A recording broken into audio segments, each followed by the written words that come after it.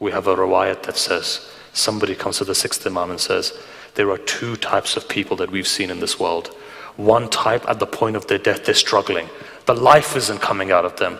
You've seen this and I've seen this. They're struggling. Days go by. It's almost as if they're struggling. Death isn't coming. Their face changes color. They're going pale. You find that blood vessels rip. You find they start bleeding from places. But death isn't coming. So you sit down, you recite dua, you recite verses, you recite Yasin, you recite Ayatul Kursi, you recite Dua Samat. You start reciting various different things for one reason, just to pray and make sure that the soul comes out of the person's body. The struggle is going on, the pain is there. You see, the pain of death, they say, is the most painful moment in a person's existence.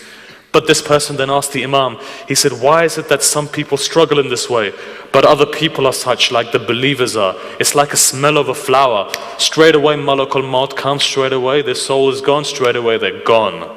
Says there's two types of people. How do you want to die? Do you want to die struggling in pain, or do you want to die like that you go? Your quality of life deteriorates when you begin to struggle. May it not be that you're struggling, may it be that when death comes you go straight away back to the divine. And so in this way, Imam now replies, he says, listen, let me give you an example. Let me tell you those people who struggle, and let me tell you those people whose souls leave very easily. He says this, now listen to this. You know, the Imam gives an example. He says, imagine if there's a dry, and this is in my words now, imagine if there's a dry cleaner, right? Or imagine you go and you get your laundry done.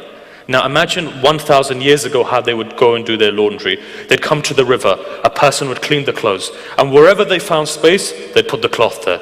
On the floor they'd put a cloth. Let's say on a tree they'd put a cloth. On a bush they'd put a cloth. Now you have all of these clothes scattered everywhere. And now imagine a hurricane is coming, or imagine, for example, a tsunami is coming. What would you do in that situation? What you would do and what I would do would be we'd run, right? We'd leg it. How would we leg it? We'd take the clothes, we'd grab the clothes and we'd take him. Those clothes on the ground, when you take him and you pull him, comes very easily. But that cloth which is on a bush, when you pull it, and you're not going to think, I'm going to have to take it off like this. You just pull it and you leg it, right? What happens? It has thorns there. What happens? The thorns begin to rip the cloth. And as they rip the cloth, you find the entire clothes are ripped. The Imam turns around and says, the example of the cloth on the floor is the example of the believer. The example of the person on the bush is the example of a person who is attached to this world. Know one thing, the attachments which you have in this world on the moment of your death becomes something, becomes an adab for you, becomes a torment for you. This is why you've been told, release all of those attachments. Sometimes it's better to release all of them in your lifetime